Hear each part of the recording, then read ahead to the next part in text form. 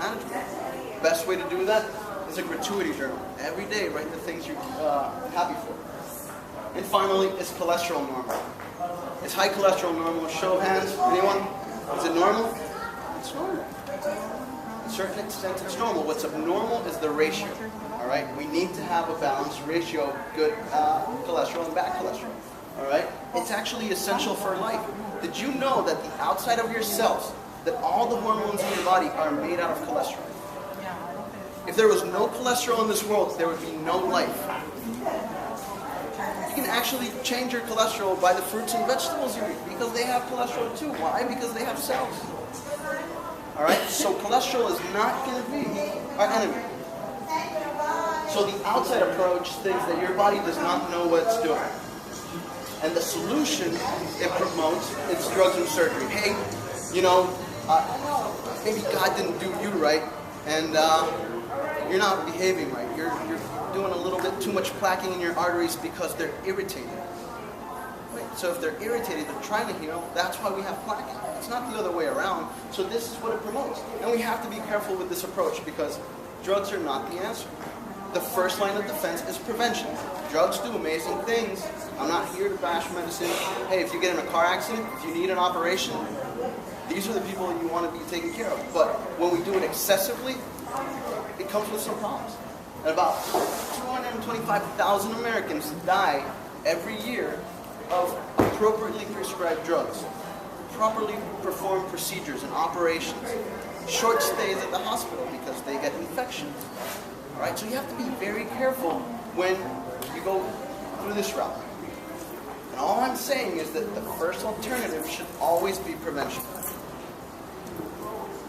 So research on low cholesterol, it says not linked to coronary heart disease, says the professor at Yale. Decreased cholesterol increases chances of disease, infections, and cancer. Dr. Jacobs from Minnesota. A 5-year study on people that had a heart attack shows that people with high cholesterol have less chances and risk of death than people with low cholesterol. All right, people with cholesterol lower than 129 die twice as fast as people with 223 and above. I thought we were after cholesterol. Well, it's a very big industry. $26 billion a year. In this economy, that's a lot of money. 215 million prescriptions, 24 million Americans are taking these drugs. And what does the newspaper say? What does the research say? No benefit for people over 65, no benefit for any women, no reduction in total deaths. Hey, everyone's on cholesterol. How many people here are either on cholesterol lowering medication or have friends that are taking it? Come on, we all have friends that are taking it. People are taking these things with no chance of benefit and a risk of harm. All right? Statins do not drive down death rates. High blood pressure is still killing people. People are still getting heart attacks, and we're taking all this lowering medication for cholesterol. Cholesterol is becoming lower, but people are still dying. British Medical Journal says increased liver dysfunction for people that take cholesterol lowering medication. Increased myopathy, that ruins your muscles. Increased risk of cataracts. Increased rate of acute renal failure. You might be sitting there getting dialysis while you die of a heart attack because it's not about the cholesterol. Cholesterol is actually there to save you. People with high cholesterol, when they get a stroke, are less likely to have extensive damage. People with high cholesterol, when they get a stroke, are less likely to die. For every person that this drug prevents, 2 people get liver damage, kidney failure, cataracts, or extreme muscle weakness. Wow. How many did we say? $26 billion? Let me actually go back. I missed a little something there. What's shown is that the last study actually presented a couple months ago in Orlando shows, Cleveland Clinic did a study. It shows that only people taking extremely high dosages get 1 to 2% reduction in the arterial plaque. What we're trying to risk with lowering our cholesterol. 1 to 2% benefit. You're saying that those $24 billion we're spending a year is yielding a 1% return. It's not even conclusive that the 1% is actually going to decrease your chance of getting a heart attack. $26 billion. Kidney failure, renal failure, cataracts, muscle weakness. Every day, when I ask Dr. Eric how many patients he sees a day that are taking cholesterol-lowering medication, they come in with cramps, backaches. Is that what it does? It tells your kidneys and it tells your liver to stop working. That's why they do the panels. That's why they measure all these liver enzymes, pancreatic enzymes, because it's actually doing a lot of damage to those organs. These are vital organs. And there's no proof that it's actually getting us better.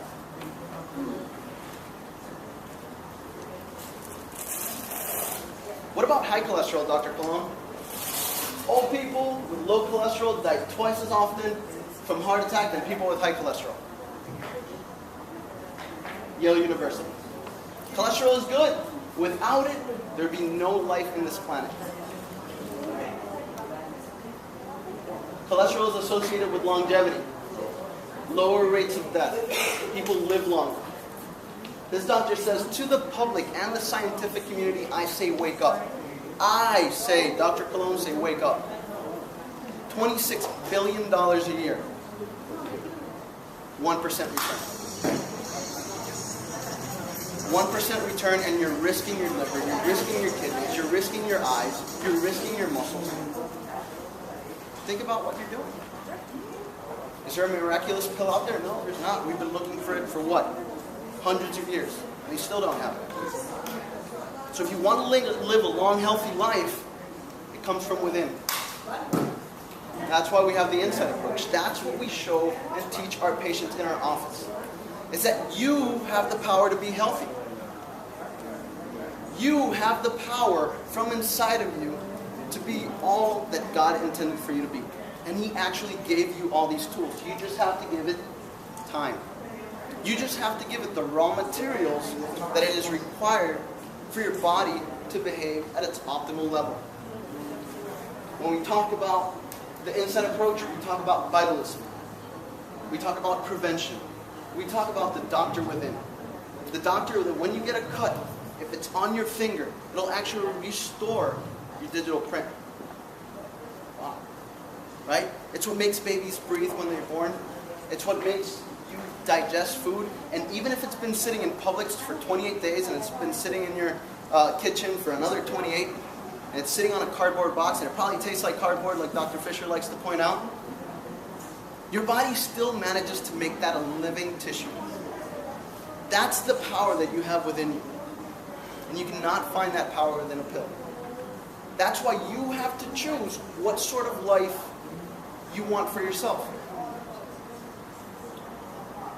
Because no one's going to give it to you.